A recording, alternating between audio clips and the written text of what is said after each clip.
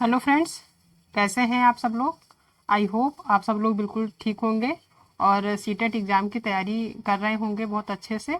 ठीक है, तो शुरू करते हैं आज की क्लास। आज की क्लास का जो टॉपिक है वो हमने सीडीपी यानी कि बाल विकास का बहुत ही इंपॉर्टेंट टॉपिक लिया है। और ये जो टॉपिक है वो है समावेशी शिक्षा। समावेशी शिक्षा इतना ज़्यादा इंपॉर्टेंट है कि आपको हर सीटेट के एग्जाम में 5 से 6 नंबर के क्वेश्चन देखने को जरूर मिलेंगे। ठीक है, अगर आप किसी भी ईयर का प्रीवियस ईयर क्वेश्चन अगर उठा के देखते हैं या फिर सॉल्व करते हैं तो उसमें आपको 5 से 6 नंबर जो है समावेशी शिक्षा यानी कि इसी टॉपिक से देखने को मिलेंगे। ये जो टॉपिक है आपको 5 से 6 नंबर दिलाने में काफ़ी ज़्यादा मदद करेगा, इसलिए इस टॉपिक को बहुत ध्यान से पढ़िएगा। ठीक है, ये टॉपिक हर एग्जाम में पूछा जाता है, हर सीटीपी यानी कि बाल विकास के पेपर में पूछा जाता है। तो बहुत ही इंपॉर्टेंट है, बहुत ध्यान से पढ़ेंगे। बहुत ज़्यादा इजी टॉपिक है, बहुत हार्ड नहीं है कि आप कर नहीं पाएंगे। इसके थोड़ा से जो क्वेश्चन होते हैं वो थोड़ा लेंदी आते हैं, लेकिन बहुत इंपॉर्टेंट टॉपिक होता है। ठीक है, आज की क्लास में हम इससे संबंधित यानी समावेशी शिक्षा का जो है कुछ थ्योरी पढ़ेंगे और कुछ बेसिक्स क्वेश्चन है जो कि बहुत ज़्यादा लेंदी नहीं है, बिल्कुल छोटे छोटे हैं। उनको जो है ध्यान से पढ़ेंगे। अगर आपका बेसिक क्लियर रहेगा तो जो आगे नेक्स्ट क्लास में हम कुछ जो इंपॉर्टेंट क्वेश्चन आते हैं एग्जाम में उनको डिस्कस करेंगे। ठीक है,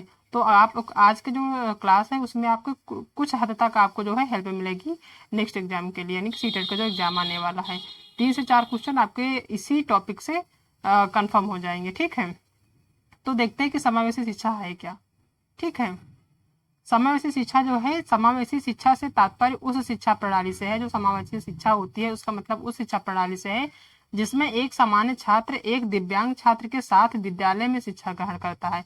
समावेशी का मतलब ये होता है कि समावेश करके, यानी कि सारे जो बच्चे होते हैं, चाहे वो दिव्यांग बच्चे हों चाहे सामान्य बच्चे हों, सारे जो बच्चे होते हैं वो एक ही विद्यालय में एक साथ शिक्षा प्राप्त करते हैं। उसी का मतलब होता है समावेशी शिक्षा, यानी कि जो दिव्यांग है उनको अलग नहीं किया जा सकता किसी भी सामान्य बच्चे से। ठीक है, उनको भी उतना ही अधिकार है, उतना ही राइट है सभी बच्चों के साथ एक ही क्लासरूम में एक ही विद्यालय में पढ़ने का। ठीक है, तो जो समावेशी शिक्षा इसी चीज को बढ़ावा देता है कि जो सामान्य बच्चों के साथ साथ जो दिव्यांग बच्चे हैं या फिर जो विशिष्ट बच्चे हैं वो भी एक साथ पढ़ाई कर सकते हैं। ठीक है, उनके लिए कोई अलग प्रावधान नहीं है कि उनको अलग किया जाए। ठीक है, अर्थात समावेशी शिक्षा विशिष्ट आवश्यकता वाले बालकों को सामान्य बालकों के साथ शिक्षा देने की प्रणाली है। ठीक है, कहने का मतलब यही है कि जो सामान्य समावेशी शिक्षा का तात्पर्य यही होता है कि जो विशिष्ट आवश्यकता वाले बच्चे हैं या फिर जो दिव्यांग बच्चे हैं उनको जो है सामान्य बालकों के साथ ही शिक्षा देने की प्रणाली है। ठीक है, विशिष्ट बच्चों को आत्मनिर्भर बनाकर उनको समाज की मुख्य धारा से जोड़ना ही समावेशी शिक्षा कहलाती है। विशिष्ट बच्चे मतलब जैसे जो दिव्यांग बच्चे हैं या कुछ बच्चे हैं जो जो है देख नहीं पाते हैं। ठीक है, श्रवण बाधित हैं, जो बहुत सारे बच्चे हैं मूक बाधित हैं। तो इन सारे बच्चों को जो है आत्मनिर्भर बना के सभी बच्चों के साथ एक ही छत के नीचे सामान्य बालकों के साथ ही उनको एक साथ आत्मनिर्भर बनाना, उनको एक साथ शिक्षा देना और समाज की मुख्य धारा से जोड़ना ही समावेशी शिक्षा कहलाता है। ठीक, यही होती है समावेशी शिक्षा। इसका मतलब ही होता है कि सभी बच्चों को एक साथ रख कर, एक साथ बैठा कर एक ही छत के नीचे पढ़ाई कर शिक्षा देना। ठीक है, देखते हैं कि समावेशी शिक्षा जो है वो अंग्रेजी में इंक्लूसिव एजुकेशन कहते हैं। समावेशी शिक्षा है उसको अंग्रेजी में इंक्लूसिव एजुकेशन कहते हैं, जिसका अर्थ होता है सामान्य तथा विशिष्ट बालकों का बिना किसी भेदभाव के एक ही विद्यालय में एक ही छत के नीचे शिक्षा ग्रहण करना ही समावेशी शिक्षा कहलाता है। ठीक है, इसका मतलब ही यही होता है कि जितने भी बच्चे हैं जो भी विद्यालय में हैं, जो चाहे वो सामान्य बच्चे हों या विशिष्ट बच्चे हों, ठीक है, उन सभी को बिना किसी भेदभाव के एक ही विद्यालय में एक ही छत के नीचे शिक्षा देना। ठीक है, यही होता है समावेशी शिक्षा। अब इस समावेशी शिक्षा में जो किस किस तरह के बच्चे होते हैं, कौन कौन से टाइप के बच्चे होते हैं जो आते हैं इस कैटेगरी में। ठीक है, यानी कि किस टाइप के बच्चे होते हैं जिन सभी को जो है एक साथ शिक्षा देना होता है वो देखते हैं। तो जो शारीरिक रूप से बाधित बालक होते हैं वो ऐसे बालक होते हैं, उनको भी समावेशी शिक्षा में शामिल किया जाता है, एक साथ पढ़ाया जाता है। मानसिक रूप से जो बालक होते हैं, यहाँ पर बाधित होगा। ठीक है, बाधित, मानसिक रूप से जो बाधित बच्चे होते हैं वे सामाजिक रूप से जो बाधित होते हैं, जो शैक्षिक रूप से बाधित, सामाजिक मतलब बहुत सारे बच्चे होते हैं जो समाज से थोड़ा पृथक रह रहे होते हैं, ठीक है। और कुछ बच्चे ऐसे होते हैं जो शैक्षिक यानी कि उनको शिक्षा से दूर रहते हैं, उनको उनके पेरेंट्स पढ़ाते नहीं है, ठीक है, या फिर उनका खुद का पढ़ने में मन नहीं लगता, तो उन सभी बच्चों को एक साथ एक ही विद्यालय में सभी बच्चों के साथ, यानी जो सामान्य बच्चे हैं उनके साथ भी और जो विशिष्ट बच्चे हैं उन सभी को, ऐसे जो बच्चे हैं इन सभी को एक साथ जो है एक ही छत के नीचे बैठाकर शिक्षा देना ही समावेशी शिक्षा कहलाता है, ठीक है। तो इसी से रिलेटेड एग्जाम में क्वेश्चन पूछे जाते हैं। अब इसका जो है उद्देश्य देखते हैं कि इसका जो उद्देश्य क्या है, किस वजह से इसको इतना बढ़ावा दिया जा रहा है, ठीक है। तो जो दिव्यांग बालकों की विशेष आवश्यकता की सर्वप्रथम पहचान करना, जो दिव्यांग बालक, सबसे पहले उद्देश्य यही होता है कि कोई भी बच्चा आपके विद्यालय में आ रहा है, ठीक है, तो सबसे पहले उसकी पहचान करना कि क्या ये बच्चा जो है विशिष्ट बालक है या सामान्य बालक है, तो सबसे पहले उसकी पहचान करना। नेक्स्ट है कि यह सुनिश्चित करना कि कोई भी बच्चा हो, चाहे वह शारीरिक अपंग हो, अपंगता से ग्रस्त हो या फिर भी उसे शिक्षा का समान अवसर प्रदान करना है। यह सबसे ज़्यादा इम्पोर्टेंट होता है कि अगर आपने पहचान कर लिया कि जो दिव्यांग बालक है, वो जो बालक है वो दिव्यांग है या फिर सामान्य है या फिर विशिष्ट कोई भी है, तो जो है उसको जो है शिक्षा का अवसर प्रदान करना, ठीक है। ये चीज़ बहुत इंपॉर्टेंट होती है, जैसा भी हो, चाहे वो सामान्य हो विशिष्ट हो, लेकिन सभी का अधिकार है शिक्षा प्राप्त करना, ठीक है। नेक्स्ट है कि शारीरिक रूप से विकृत युक्त बालकों को शिक्षा समस्याओं की जानकारी प्रदान करना, जो शारीरिक रूप से विकृत हैं, ठीक है, जो शारीरिक रूप से विकृत हैं, यानी कि उनके कुछ कभी कभी कुछ बच्चे ऐसे होते हैं जो विकलांग होते हैं, जैसे उनके हाथ में विकृति होती है, पैर में होती है, तो ऐसे बालकों की जो है शिक्षण की समस्या, जो जानकारी है, जो समस्याएं हैं, यानी शिक्षा से संबंधित समस्याएं हैं, उनकी जानकारी प्रदान करना उनको, ठीक है।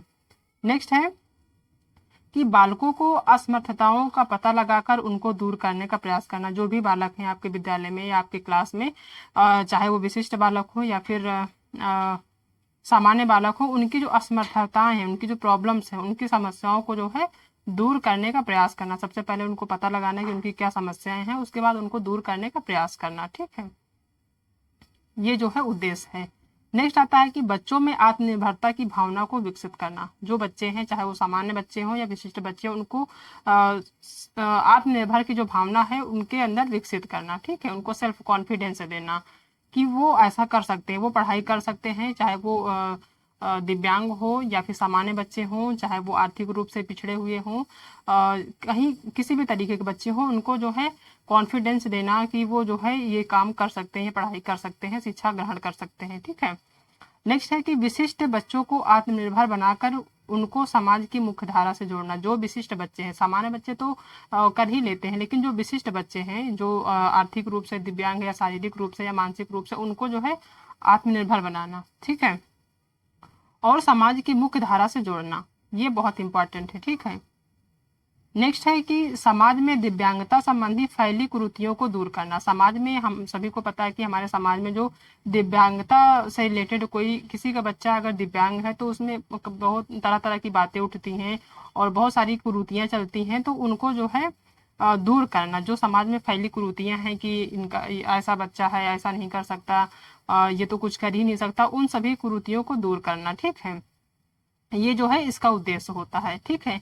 अब देखते हैं कि समावेशी शिक्षा से संबंधित कुछ महत्वपूर्ण प्रश्न हैं जो बिल्कुल बेसिक से हैं, ठीक है। आज की क्लास में बेसिक चीजों को ही डिस्कस करेंगे। नेक्स्ट क्लास में हम बहुत जो इंपॉर्टेंट क्वेश्चन है जो एग्जाम में आते हैं, वैसे तो इसमें से भी एग्जाम में क्वेश्चन पूछे जाते हैं, ठीक है। 2 से 3 नंबर आपको इसी क्लास में डिस्कस करने पे क्लियर हो जाएंगे क्वेश्चन, बाकी नेक्स्ट क्लास में देखेंगे, ठीक है। और नेक्स्ट क्लास जो होगी उसमें टोटल क्वेश्चन होंगे, तो आपको सारी चीजें समझ में आ जाएंगी, ठीक है। देखते हैं पहला क्वेश्चन। पहला क्वेश्चन की समावेशन का अर्थ है। जो समावेशी शिक्षा होता है तो उसमें जो समावेशन शब्द है इसका क्या अर्थ होता है ये बताना है। पहला है जरूरतमंद बच्चों की शिक्षा का प्रबंध सामान्य बच्चों के साथ करना, ठीक है। दूसरा है इनकी शिक्षा की व्यवस्था अलग करना। दूसरा है सामान्य बच्चों के साथ इन्हें नहीं मिलाना। और तीसरा है इनमें से कोई नहीं, ठीक है। तो अगर आप एग्जाम देते हैं और एग्जाम में आपको समावेशी शिक्षा से रिलेटेड अगर कोई भी क्वेश्चन पूछा जाता है तो अपने माइंड में एक चीज सेट कर लीजिए कि जो जरूरतमंद बच्चे होते हैं या विशिष्ट बच्चे होते हैं या फिर दिव्यांग बच्चे, उनको किसी भी चीज से पृथक नहीं करना। सबसे पहली बात तो अगर पृथक कर देंगे तो वहीं पे आपका क्वेश्चन जो है गलत हो जाएगा। तो इन सबको एक साथ लेके चलना, समावेशी का मतलब ही होता है एक साथ लेके चलना, ठीक है।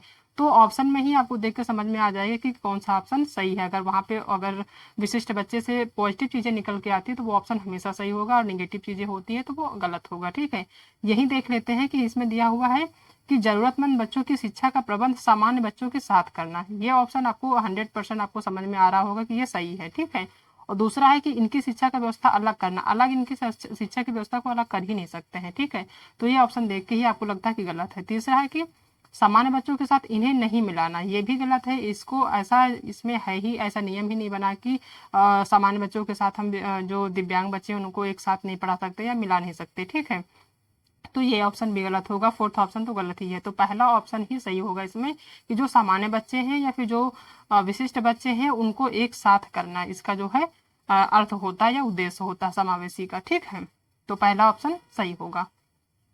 नेक्स्ट क्वेश्चन देखते हैं कि इनमें से समावेशन शिक्षा का उद्देश्य है। इसमें से बताना कि जो समावेशी शिक्षा होता है उसका क्या उद्देश्य है। ठीक है, पहला है असमर्थ बालकों को सामाजिक व सांस्कृतिक रूप से जोड़कर विकास की मुख्यधारा से में लाना।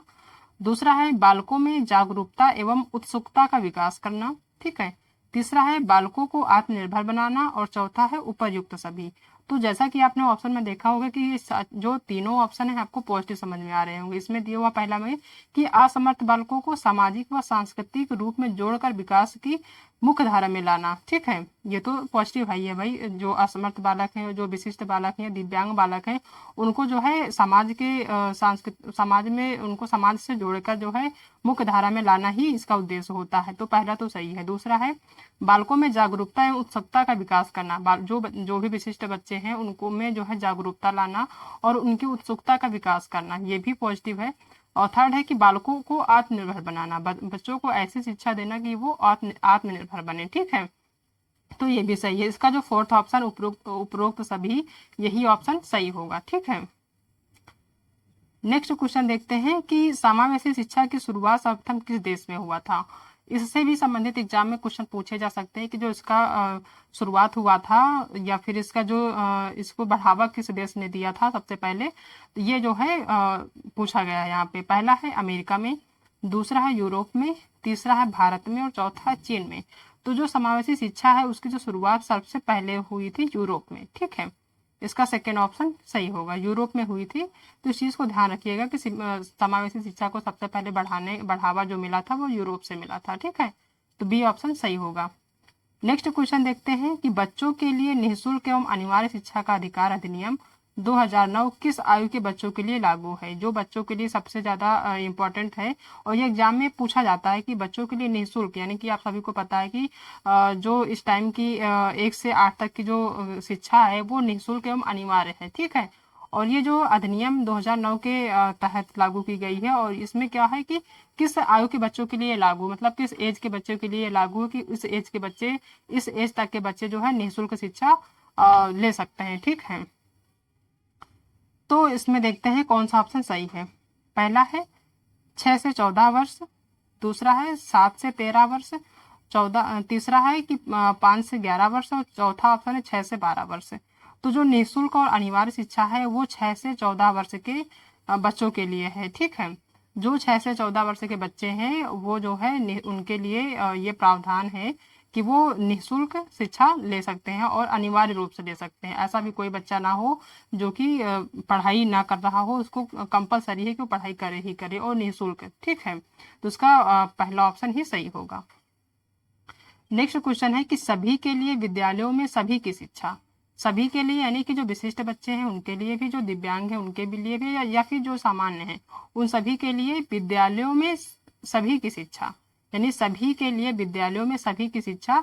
इनमें से किसके लिए यह प्रचार वाक्य हो सकता है। ये जो लाइन दी गई है ये कैसे लोगों के लिए जो है प्रचार वाक्य हो सकता है। ठीक है, पहला है सहयोगात्मक शिक्षा, दूसरा है समावेशी शिक्षा, तीसरा है पृथक शिक्षा, और चौथा है इनमें से कोई नहीं। तो जो ये वाक्य है वो जो है एक समावेशी शिक्षा के लिए दिया हुआ है कि जो समावेशी शिक्षा के तहत कि सभी बच्चे जो हैं एक ही विद्यालय में शिक्षा प्राप्त कर सकते हैं, शिक्षा ले सकते हैं। ठीक है, तो इसका बी ऑप्शन सही होगा।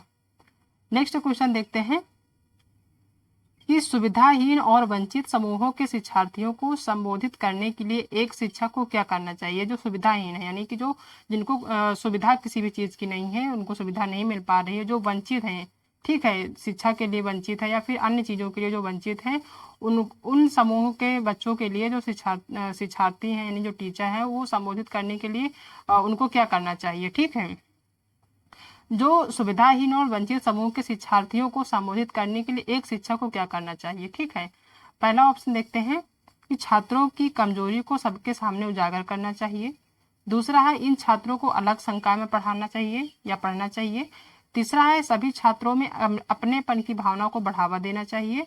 और चौथा है कि सभी छात्रों के लिए मानकीकृत पाठ्यक्रम का प्रयोग करना चाहिए। तो हमने जैसा कि आपको बताया कि आपको ऑप्शन देख के ही चीज़ें समझ में आ जाएंगी कि आपको पॉजिटिव चीज़ लेके रखनी है। ठीक है, जो पॉजिटिव ऑप्शन है उसको पकड़ के रखना है। तो इसमें पहला दिया है कि छात्रों की कमजोरी को सबके सामने उजागर करना। ऐसा नहीं करना है, किसी को इस तरीके से नीचा नहीं गिराना है कि उसकी जो कमजोरी है उसको हम सबके सामने उजागर करें, तो ये ऑप्शन तो वैसे ही गलत होगा। दूसरा, इन छात्रों को अलग संकाय में नहीं पढ़ा सकते। जो इंक्लूसिव एजुकेशन या समावेशी शिक्षा वो उसका उद्देश्य ही है कि सभी बच्चों को एक साथ एक ही संकाय में पढ़ाना। ठीक है, तो ये ऑप्शन भी गलत होगा। दूसरा, सभी छात्रों को में अपनेपन की भावना को बढ़ावा देना। सभी छात्रों में इस चीज़ को बढ़ावा देना कि वो जो जैसे भी हैं वो बहुत ही यूनिक हैं, बहुत ही अच्छे हैं। ठीक है, उनको जो है इस चीज़ को बढ़ावा देना है, तो उसका थर्ड ऑप्शन सही होगा। और जहाँ पे मानकीकृत पाठ्यक्रम की बात आ जाए तो ये तो वैसे भी नेगेटिव ही होगा। ठीक है, सभी छात्रों के लिए मानकीकृत पाठ्यक्रम का प्रयोग करना चाहिए, ये ऑप्शन गलत होगा। ठीक है, तो इसका थर्ड ऑप्शन ही सही होगा। नेक्स्ट क्वेश्चन देखते हैं कि एक शिक्षक को स्कूल में प्रथम बार आए विशेष आवश्यकता वाले बच्चों को एक साथ करना चाहिए, यानी क्या करना चाहिए। अगर प्रथम बार स्कूल में आया है और विशेष आवश्यकता है यानी कि वो विशिष्ट बालक है। ठीक है, पहला ऑप्शन है अन्य बच्चों से अलग करना। ठीक है, दूसरा है बच्चों के अभिभावक से सहयोगी योजना की चर्चा। तीसरा है उसकी विशेष आवश्यकता के अनुसार विशेष स्कूल में जाने की सलाह। तीसरा है बच्चे की विशेष आवश्यकता के स्तर की जांच के लिए प्रवेश परीक्षा। ठीक है, तो इसमें देखते हैं जो पहला है कि अन्य बच्चों से अलग करना, ये ऑप्शन गलत होगा। हम सभी को एक साथ रखते हैं, अलग नहीं करेंगे। दूसरा है बच्चे के अभिभावक से सहयोगी योजना की चर्चा करना, इसे नहीं, इससे मतलब है। ठीक है, दूसरा है कि उसकी विशेष आवश्यकता के अनुसार, उसकी जो विशेष आवश्यकता है बच्चे की उसके अनुसार स्कूल में जाने की सलाह। ठीक है, यानी कि उसकी जो है जो आवश्यकता है उसके अनुसार जो है एक स्कूल में जाने की सलाह देंगे। ठीक है, नेक्स्ट है बच्चे की विशेष आवश्यकता के स्तर की जांच के लिए प्रवेश परीक्षा। प्रवेश परीक्षा नहीं करेंगे इसमें, इसका थर्ड ऑप्शन ही सही होगा। ठीक है, नेक्स्ट क्वेश्चन देखते हैं कि एक समावेशी कक्षा वह है जहां, ये जो समावेशी मतलब वही है कि एक समावेशी कक्षा किसको मानेंगे, जहां पे कौन सी चीजें होनी चाहिए। पहला है तब तक आकलन की पुनरावृत्ति होती रहती है जब तक प्रत्येक अधिगमकर्ता न्यूनतम श्रेणी प्राप्त न कर ले। ठीक है, पहला ऑप्शन। दूसरा देखते हैं कि विद्यार्थियों का भार कम करने के लिए अध्यापक केवल अनुमोदित पुस्तकों से ही पढ़ते हैं। तीसरा ऑप्शन है कि समस्याओं को अधिकारी का सामना करने की संभावना की दृष्टि से बच्चों की सक्रिय भागीदारी रहती है। और चौथा ऑप्शन है कि अध्यापक प्रत्येक अधिगमकर्ता के लिए वैविध्यपूर्ण व सार्थक अधिगमात्मक अनुभव हेतु परिवेश का निर्माण करते हैं। यानी जो अध्यापक है प्रत्येक अधिगमकर्ता यानी जो सीखने वाला शिक्षार्थी है उसके लिए वैविध्यपूर्ण व सार्थक अधिगमात्मक अनुभव हेतु परिवेश का निर्माण करते, एक अच्छा एटमॉस्फेयर वहां पे क्रिएट करते हैं। इसका फोर्थ ऑप्शन ही सही होगा। ठीक है, नेक्स्ट क्वेश्चन देखते हैं कि एक समावेशी शिक्षा का सिद्धांत है, उसका सिद्धांत क्या है। ठीक है, पहला है भेदभाव रहित शिक्षा, दूसरा है समान शिक्षा, तीसरा है ये दोनों और चौथा है इनमें से कोई नहीं। ठीक है, तो जो एक समावेशी शिक्षा का जो सिद्धांत होता है ये यही होता है कि भेदभाव रहित शिक्षा, उसमें एक सामान्य बालक में और एक विशिष्ट बालक में किसी भी प्रकार का भेदभाव न रखा जाए। ठीक है, ये जो शिक्षा है वो भेदभाव रहित होनी चाहिए, इसका पहला ऑप्शन ही सही होगा। नेक्स्ट क्वेश्चन देखते हैं कि जो समावेशी शिक्षा है, समावेशी शिक्षा की व्यवस्था किस प्रकार के बच्चों के लिए की जाती है। जो समावेशी शिक्षा है इसकी जो व्यवस्था है वो कैसे बच्चों के लिए की जाती है। क्या सामान्य बालकों हेतु, दूसरा है विशिष्ट बालकों हेतु, तीसरा है दोनों प्रकार के लिए या किसी के लिए नहीं। तो जो इंक्लूसिव एजुकेशन या फिर समावेशी शिक्षा है वो जो है सामान्य बालकों और विशिष्ट बालकों इन दोनों के लिए ही व्यवस्था की जाती है। ठीक है, तो इसका सी ऑप्शन सही होगा कि दोनों प्रकार के बच्चों के लिए। समावेशी शिक्षा का मतलब यही होता है कि उसमें सामान्य बालक भी एक साथ पढ़े और जो विशिष्ट बालक है वो भी दोनों एक ही साथ एक ही क्लास में एक ही विद्यालय में पढ़ेंगे। ठीक है, इसका सी ऑप्शन सही होगा। नेक्स्ट क्वेश्चन देखते हैं कि विशिष्ट शिक्षा की व्यवस्था की जाती है। कैसे बच्चों के लिए विशिष्ट शिक्षा की व्यवस्था की जाती है? पहला है प्रतिभाशाली बालकों हेतु, दूसरा बाधितों के लिए, तीसरा है असमर्थी बालकों हेतु, या फिर इन सभी के लिए। तो जो विशिष्ट शिक्षा की व्यवस्था है वो इन सभी के लिए की जाती है। उसमें प्रतिभाशाली बच्चे भी होते हैं और जो बाधित यानी कि जो कई दिव्यांग वगैरह होते हैं उनके लिए भी, और जो असमर्थ होते हैं किसी भी चीज के लिए, इन उन सभी के लिए ही विशिष्ट शिक्षा की व्यवस्था की जाती है। तो इसका फोर्थ ऑप्शन सही होगा। नेक्स्ट क्वेश्चन देखते हैं कि जो विशिष्ट बालक होते हैं वो कैसे बालक होते हैं। पहला है प्रतिभाशाली बालक, उनको विशिष्ट बालक कहेंगे, या फिर जो मंद बुद्धि बालक होते हैं उनको विशिष्ट बालक कहेंगे, या फिर तीसरा ऑप्शन है कि बाधित बालक, या फिर ये सभी। तो जो विशिष्ट बालक हैं वो इन तीनों चीजों तीनों ऑप्शन है वो एक ही कैटेगरी में आती है, यानी कि विशिष्ट बालक की श्रेणी में प्रतिभाशाली बालक भी आते हैं, ठीक है, मंद बुद्धि भी आते हैं, और जो बाधित बालक होते वे वो सारी चीजें ये जो है विशिष्ट बालक की कैटेगरी में आते हैं। तो इसका फोर्थ ऑप्शन सही होगा। ठीक है, नेक्स्ट क्वेश्चन देखते हैं कि एक समावेशी शिक्षा में सूचना को किस तरह से प्रस्तुत करना चाहिए। जो एक समावेशी शिक्षा है उसमें जो इन्फॉर्मेशन देनी है, किसी भी चीज की सूचना देनी है, तो उसको किस प्रकार देनी चाहिए? क्या केवल मौखिक रूप से देनी चाहिए, या फिर दृश्य रूप से, या फिर बहुल रूप से, या फिर शाब्दिक रूप से? तो समावेशी शिक्षा में आप सभी को पता है कि उसमें विशिष्ट बालक भी होते हैं और सामान्य बालक भी होते हैं। विशिष्ट में कई सारे बच्चे होते हैं जो दिव्यांग भी होते हैं, जो सुन नहीं सकते, जो देख नहीं सकते, ठीक है, जो लिख नहीं सकते, कई तरीके के बच्चे जो है विशिष्ट बालक में आते हैं। तो अगर किसी भी तरीके की सूचना देनी है एक टीचर को, एक शिक्षक को, तो वो जो है सिर्फ मौखिक रूप से नहीं देगा और सिर्फ दिखाकर नहीं बताएगा, बल्कि बहुल रूप से, वो कई रूपों में बताएगा। मौखिक रूप से भी बताएगा, दृश्यात्मक रूप से भी दिखाएगा, ठीक है, और बोलकर तो दिखाएगा ही दिखाएगा मौखिक रूप से, ठीक है, मतलब वो कई रूपों में दिखाएगा ताकि जितने भी विशिष्ट बच्चे हैं वो सभी को समझ में आ जाए। ठीक है, इस चीज को ध्यान रख के वो सूचना देगा। तो उसका थर्ड ऑप्शन सही होगा। ठीक है, तो ये सारे क्वेश्चन हैं जो आज की टॉपिक के कुछ इंपॉर्टेंट क्वेश्चन हैं और बेसिक से क्वेश्चन हमने लिए हैं। ठीक है, आई होप आप सबको आज की क्लास पसंद आई होगी, और ये जो टॉपिक है इसमें से 2 से 3 नंबर आपको आज की क्लास में कंफर्म हो जाएंगे। ठीक है, बाकी जो नेक्स्ट क्लास करेंगे उसमें कुछ क्वेश्चन आपको क्लियर हो जाएंगे। तो आई होप कि आप सभी को आज की क्लास पसंद आई होगी। अगर आज की क्लास पसंद आई है तो वीडियो को लाइक करिएगा, अपने दोस्तों में शेयर करिएगा, और हाँ, अगर आप चैनल पर नए हैं तो चैनल को सब्सक्राइब करना बिल्कुल भी मत भूलिएगा। मिलते हैं नेक्स्ट क्लास में एक नई टॉपिक के साथ, तब तक अपना ध्यान रखिएगा। ठीक है, ओके, थैंक यू।